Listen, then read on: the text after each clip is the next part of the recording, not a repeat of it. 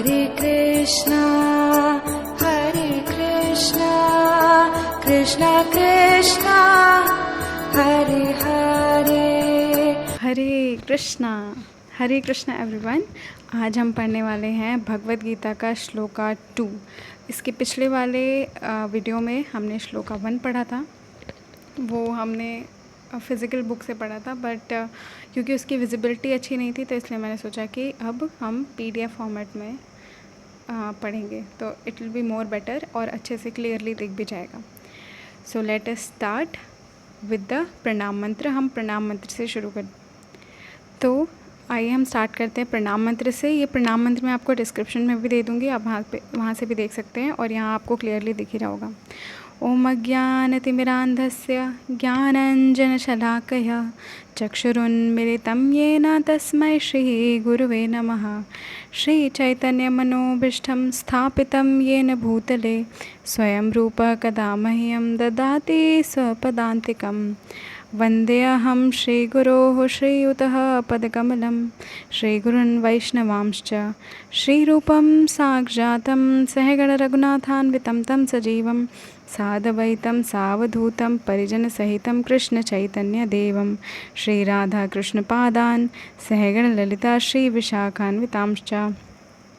हे कृष्ण करुणा सिंधु दीनबंधु जगतपते गोपेश गोपिका कांत श्री राधा कांत नमस्तुते। तप्त कांचन गौरांगी श्री राधे वृंदावनेश्वरी वृषभानुसुते देवी प्रणमामि हरिप्रिये।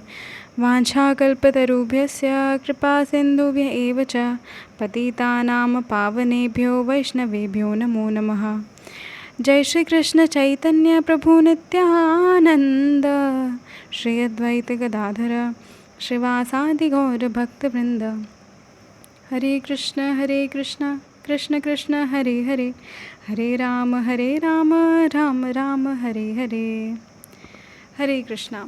तो हमने अभी प्रणाम मंत्र ख़त्म किया। अगर आपको इसकी मीनिंग जाने तो इसके पहले वाले वीडियो में मैंने मीनिंग बताई है, पर अगर फिर भी आपको जाने तो आप कमेंट में मुझे बता सकते हैं, मैं आपको उसके लिए अलग से एक वीडियो बना दूंगी या फिर नेक्स्ट वीडियो में एक्सप्लेन कर दूंगी।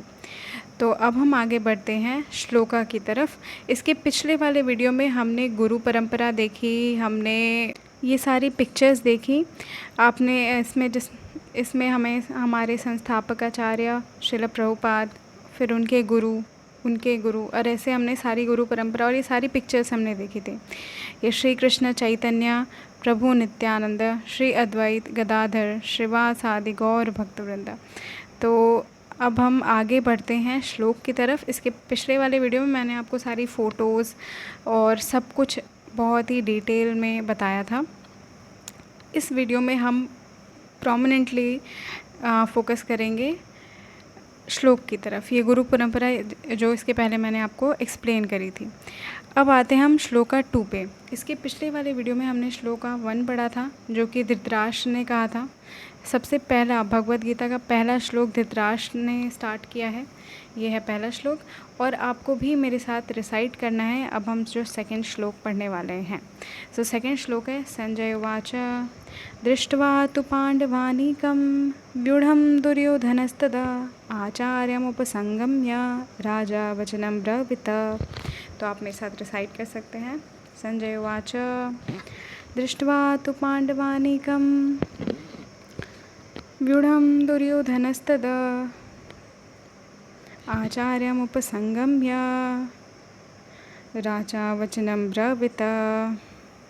तो वर्ड मीनिंग देख लेते हैं, वर्ड टू वर्ड मीनिंग। तो यह संजय उवाच, संजय ने कहा, दृष्टवा देखकर, तू लेकिन, पांडव अनिकम पांडवों की सेना को, व्यूढ़म व्यूह रचना को, दुर्योधन राजा दुर्योधन ने, तदा उस समय, आचार्यम शिक्षक गुरु के, उपसंगम्य पास जाकर, राजा वचनम शब्द अब्रवीत कहा। तो अब आते हैं हम ट्रांसलेशन पे। इस श्लोक का अर्थ क्या है। संजय ने कहा, हे राजन, पांडुपुत्रों द्वारा सेना की व्यूह रचना देखकर राजा दुर्योधन अपने गुरु के पास गया और उनसे ये शब्द कहे। तो संजय बता रहे हैं यहाँ पे धृतराष्ट्र को कि हे राजन, जो पांडु पुत्रों के द्वारा जो सेना और जो व्यूह रचना की गई है उसे देखकर दुर्योधन जाकर अपने सेनापति के पास ये कुछ शब्द कह रहे हैं। इसका तात्पर्य पढ़ लेते हैं। धृतराष्ट्र जन्म से ही अंधा था। दुर्भाग्यवश वह आध्यात्मिक दृष्टि से भी वंचित था। वह यह भी जानता था कि उसी के समान उसके पुत्र भी धर्म के मामले में अंधे हैं, और उसे विश्वास था कि वे पांडवों के साथ कभी भी समझौता नहीं कर पाएंगे, क्योंकि पांचों पांडव जन्म से ही पवित्र थे। फिर भी उसे तीर्थ स्थल के प्रभाव के विषय में संदेह था। इसीलिए संजय युद्ध भूमि की स्थिति के विषय में उसके प्रश्न के मंतव्य को समझ गया। अतः वह निराश राजा को प्रोत्साहित करना चाह रहा था। उसने उसे विश्वास दिलाया कि उसके पुत्र पवित्र स्थान के प्रभाव में आकर किसी प्रकार का समझौता करने नहीं जा रहे हैं। उसने राजा को बताया कि उसका पुत्र दुर्योधन पांडवों की सेना को देखकर तुरंत अपने सेनापति द्रोणाचार्य को वास्तविक स्थिति से अवगत कराने गया। यद्यपि दुर्योधन को राजा कहकर संबोधित किया गया है, तो भी स्थिति की गंभीरता के कारण उसे सेनापति के पास जाना पड़ा। अतएव दुर्योधन राजनीतिज्ञ बनने के लिए सर्वथा उपयुक्त था।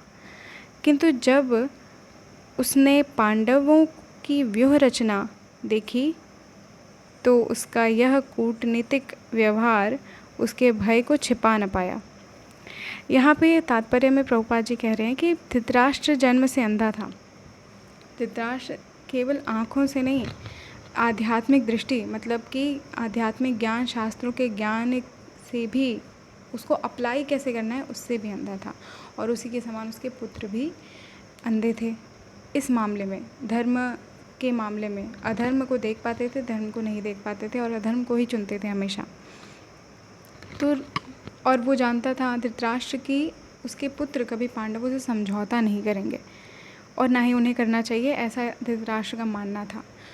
तो संजय उनकी निराशा को देखते हुए कि वो काफ़ी निराश हैं कि कहीं वो समझौता तो नहीं करने जा रहा, तो संजय उत्साह बढ़ाने के लिए राजा का कह रहे कि नहीं, वो कुछ समझौता नहीं करने जा रहे, बल्कि पांडवों की व्यूह रचना को देखकर दुर्योधन अपने जो राजा होने के बावजूद अपने सेनापति के पास जा रहे हैं और बता रहे हैं, उन्हें अवगत करा रहे हैं कि स्थिति को, कि देखिए जो आपके पुत्र हैं ना, उन्होंने ये आपके जो शिष्य हैं उनकी व्यूह रचना को देखिए, कितनी ताकतवर व्यूह रचना बनाई है।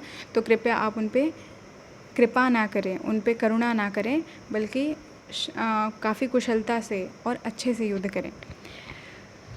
उसके बाद यहाँ पे दुर्योधन का हमें व्यवहार समझ आता है कि कितना वो पॉलिटिकल था। यहाँ पे एकदम जैसे पॉलिटिक्स के लिए कोई परफेक्ट व्यक्ति हो ना, कि ये पॉलिटिक्स में होना ही चाहिए, ये इसका माइंड पॉलिटिक्स की तरफ बहुत अच्छा है, तो वो दुर्योधन।